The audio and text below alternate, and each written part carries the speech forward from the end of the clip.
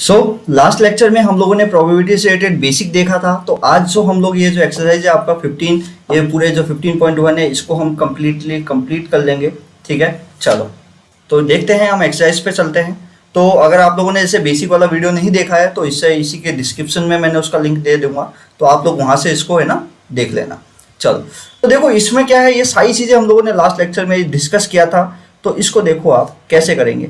क्या आपको इसमें पहला क्वेश्चन बोला है कि probability of an event E plus probability of event not E. भाई मैंने बताया था कोई भी किसी भी चीज़ की होने की प्रोबेबिलिटी पी ई होता है और किसी भी चीज़ की नहीं होने की प्रोबेबिलिटी पी ई बार, ये किसके बराबर आता है? तो आप बोलोगे सर 1 के।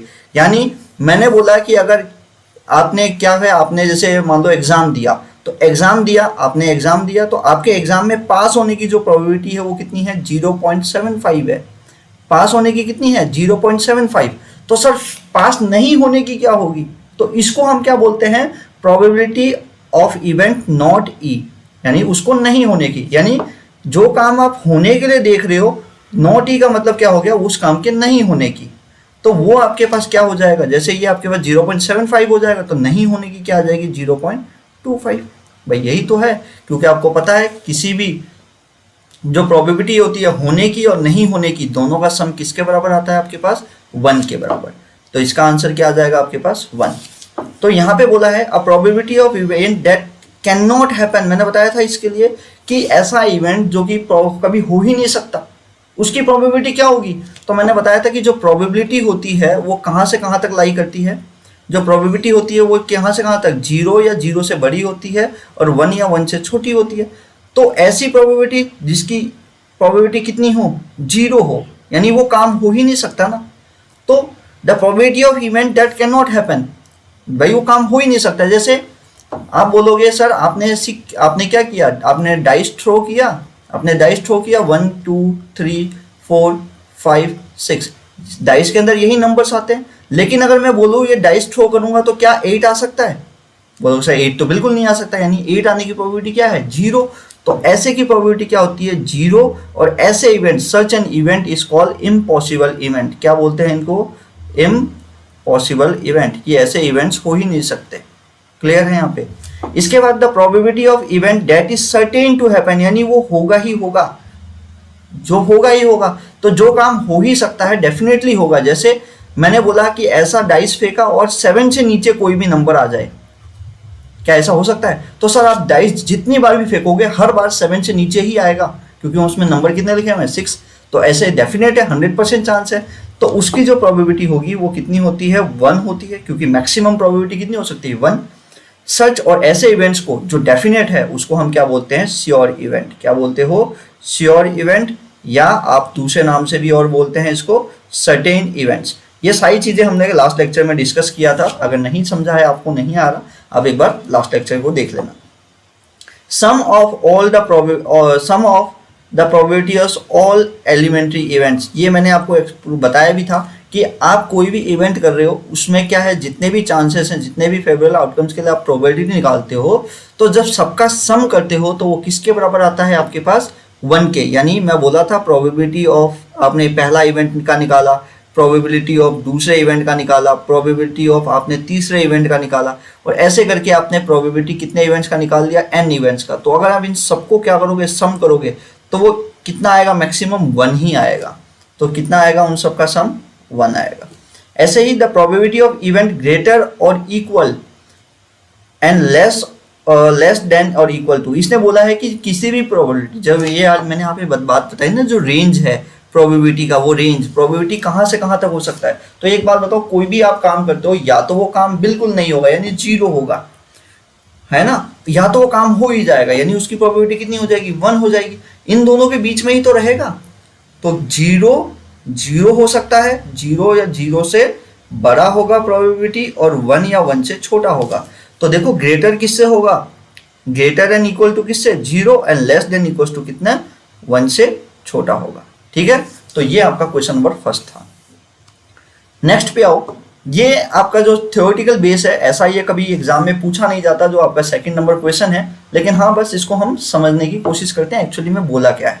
Which of the following experiment has equally likely outcomes. Equally likely outcomes. मतलब इक्वली मतलब जैसे आप कोई भी काम कर रहे हो, अगर उसके अंदर आप जब उसके आउटकम्स देखोगे, जैसे आप एग्जाम देने गए, या ऐसे समझो एग्जाम को छोड़ो, आपने क्या किया, आपने कॉइन को टॉस किया, आपने सिक्का उछाला। तो जब आप सिक्का उछालते हो या तो हेड आएगा या टेल आएगा। तो हेड आने की प्रोबेबिलिटी, तो टोटल आउटकम्स कितने आउटकम्स हैं सर, 1 और 2 टोटल आउटकम्स, और हेड आने की, हेड कितना है 1, तो हेड आने की प्रोबेबिलिटी क्या हो जाएगी आपके पास 1/2 चांस है कि क्या आ जाए आपके पास, हेड आ जाए। ऐसे ही टेल आने की प्रोबेबिलिटी क्या है 1/2 है, क्योंकि टेल कितना है 1 है और टोटल आउटकम कितने हैं 2 है। तो जब दोनों की प्रोबेबिलिटी की बात करूं कि हेड आने की प्रोबेबिलिटी 1/2 है, टेल आने की प्रोबेबिलिटी भी 1/2 है, तो ऐसे इवेंट्स जिसके आउटकम्स की प्रोबेबिलिटी एकदम इक्वल आता है, तो ऐसो को हम क्या बोलते हैं इक्वली लाइकली आउटकम्स, कि जो आउटकम्स आएंगे वो एकदम इक्वल आएंगे। जैसे इसको समझो, यहाँ पे आपने एक सर्कल था, केक था, उसके आपने क्या किए 4 टुकड़े कर रखे हैं। आपने कितने टुकड़े कर रखे हैं 4 टुकड़े कर रखे हैं, और देखो चारों टुकड़े एकदम इक्वल साइज के हैं। कितने इक्वल साइज के हैं, ठीक है, तो इक्वल साइज के हैं, और आप अगर एक टुकड़ा इसका निकालते हो तो कितने हैं इसमें 1 2 3 4, तो सबकी प्रोबेबिलिटी क्या है 1/4, इसकी भी कितनी है 1/4, इसकी भी कितनी है 1/4, यानी सारे आउटकम्स आपके पास क्या हैं इक्वल हैं, सारे आउटकम्स क्या हैं इक्वल हैं। लेकिन सपोज करो कि यही आपने 4 हिस्से इसके कर दिए, इसमें देखो 2 को तो आपने शेडेड कर रखा था, 2 को अनशेडेड कर रखा था, यही तो है। अगर हर एक पोर्शन की अगर बात करो, तो हर एक पोर्शन की अगर मैं बात करूं तो सबकी आपने इक्वली डिवाइड कर रखा था, और सबका साइज सेम क्या था, साइज इसका सेम था, ठीक। तो इस केस में सबकी प्रोबेबिलिटी क्या आ गई 1/4। लेकिन ऐसा ही करो कि आपने क्या किया, इसके 3 पोर्शन को आपने क्या कर दिया शेडेड कर दिया, 3 पोर्शन को आपने शेडेड कर दिया। क्या अब इन तीनों का साइज इक्वल है क्या, चारों का साइज, कि शेडेड और अनशेडेड वाले का साइज एकदम इक्वल है क्या, वो नहीं, बोला शेडेड का साइज देखो कितना सा है, इतना सा है, और अनशेडेड वाले का क्या है ज़्यादा है ना।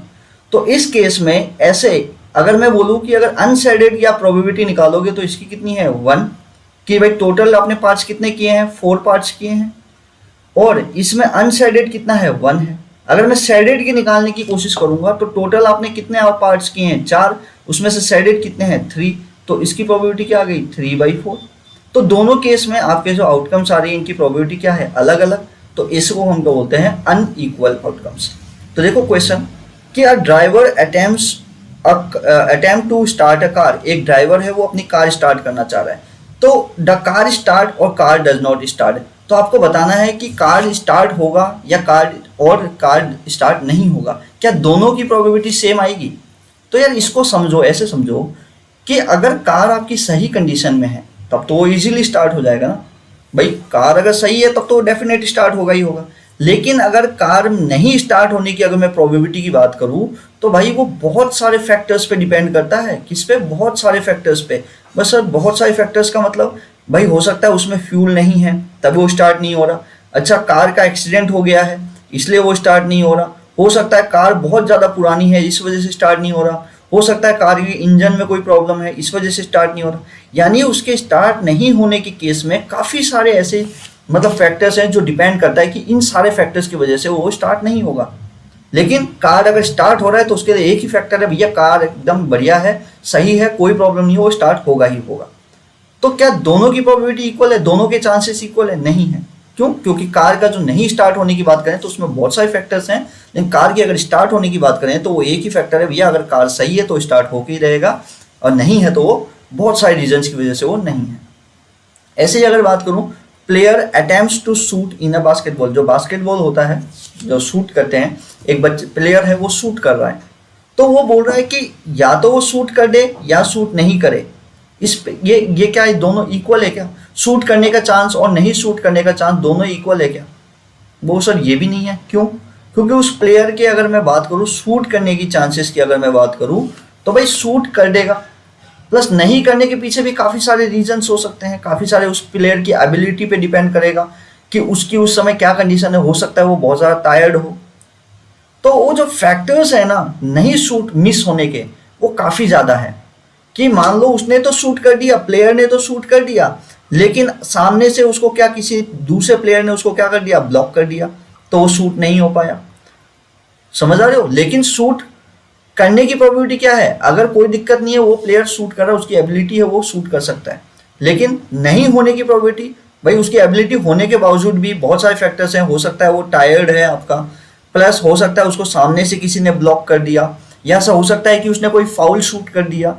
तो काफ़ी सारे फैक्टर्स हैं जो कि आप एग्जैक्टली नहीं बता सकते कि सेम है, कि शूट करने की और शूट नहीं करने की जो आपके फैक्टर्स हैं वो एकदम सेम है, ऐसा नहीं है। उनके चांसेस क्या हैं, अलग अलग। अगर मैं बात करूं थर्ड वाला जो बोला है, a trial is made to answer a true false question. एक ट्रायल है, एक ऐसा इवेंट बनाया गया है जिसमें मतलब एग्जैक्टली बोला जाता है, उसको क्या है बताता है कि या तो आंसर वो क्या है, सही है, या आंसर गलत है। लेट्स सपोज करो, जैसे आप लोगों ने देखा होगा लाइट डिटेक्टर मशीन, जो आप लोगों ने देखा होगा, सोच लो मूवीज में आपने देखा होगा लाइट डिटेक्टर मशीन लगाता है, आप सवाल पूछते हैं, बोला सही है तो ग्रीन बटन, ग्रीन लाइट जलेगी, गलत है तो रेड लाइट जलेगी, समथिंग ऐसा ही कुछ ट्रू फॉल्स बताने वाला। तो इसमें तो देखो यार, क्वेश्चन है, ऑलरेडी है क्वेश्चन जो आपसे पूछा जाएगा, उसमें दो ही ऑप्शन है क्या, या तो वो क्वेश्चन क्या होगा, सही होगा, या तो वो क्वेश्चन क्या होगा, गलत होगा। क्या और भी कोई चांस है क्या? नहीं। तो इस केस में कोई भी क्वेश्चन अगर सही होगा तो उसका चांस, टोटल आउटकम्स कितने हैं, टोटल आउटकम क्या है, एक तो सही होने के, एक नहीं होने के, तो टोटल आउटकम्स आपके पास कितने हैं, 2।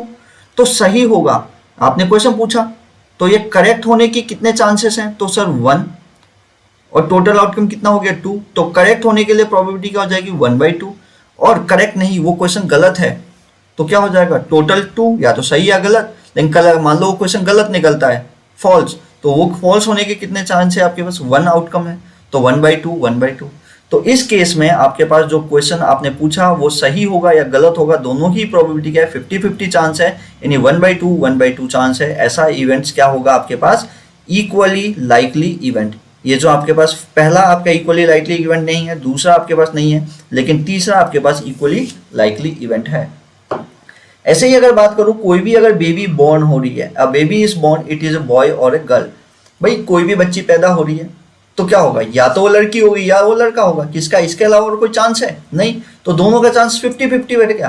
तो ऐसे चीजों के लिए आप क्या बोलते हो, इक्वली लाइकली इवेंट्स। तो ये वाला भी आपके पास, फोर्थ वाला भी क्या हो जाएगा आपके पास, एक लाइकली इवेंट हो जाएगा। क्लियर है? चलो देखो, ये ऐसा है, कोई खास इंपॉर्टेंट या कहीं एग्जाम्स वगैरह में पूछे नहीं जाते, लेकिन आपको बस समझने के लिए ये क्वेश्चन है, आपको ये चीज समझ आनी चाहिए। देखो अब इसमें बोला है वाई,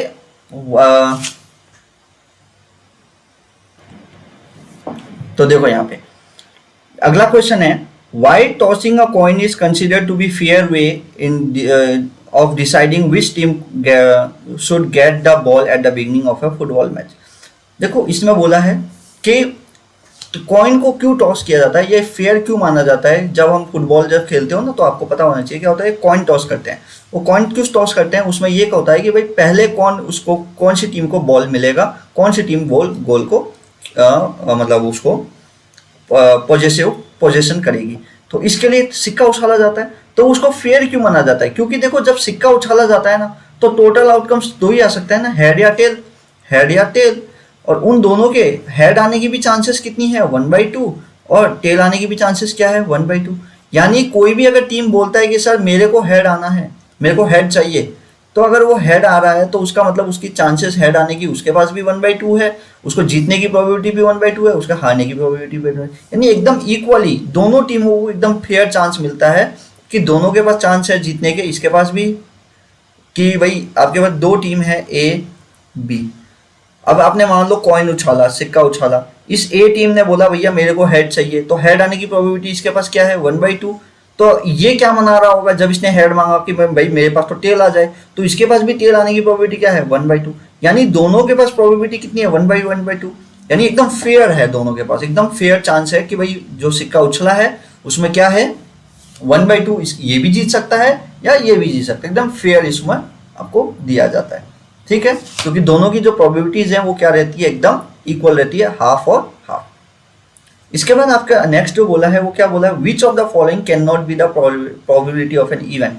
भाई इसने बोला इसमें 4-5 प्रोबेबिलिटीज लिखी है, इनमें से कौन सी प्रोबेबिलिटी नहीं हो सकती। आपको क्या बोला है, इनमें से कौन सी प्रोबेबिलिटी आपकी नहीं हो सकती है। तो बताओ, एक बात बताओ, मैंने आपको बोला था कि 2/3, तो 2/3 हो सकता है, 2/3 फ्रैक्शन में हो सकता है। जैसे अपना बोल सकते हैं कि अगर 2/3 है तो मैंने आपको बोला था प्रोबेबिलिटी कहाँ से कहाँ तक लाई करता है, 0 या 0 से बड़ा होता है, और किससे छोटा होता है, 1 से छोटा होता है। जब न्यूमिनेटर डिनोमिनेटर से क्या हो, छोटा हो, तो आपको पता है हमेशा जब इसका सॉल्यूशन करोगे वो हमेशा किससे आएगा, 1 से इसका आंसर छोटा ही आएगा। तो 2/3 भी पॉसिबल है। अच्छा इसको देखो, इसको छोड़ो एक बार, 15% मैंने बताया था कि कोई भी चीज़ होने की प्रोबेबिलिटी या तो उसका परसेंटेज में बात करो, 0% से कहाँ तक होता है, 100% अगर परसेंटेज में बात करूँ, और प्रोबेबिलिटी में बात करूँ तो 0 से 1। तो सर ये 15% 0 से 100 के बीच में आता है क्या, वो सर बिल्कुल ये भी हो सकता है। 0.7, 0.7 देखो 0 या 1 के बीच में ही है, तो ये भी पॉसिबल है।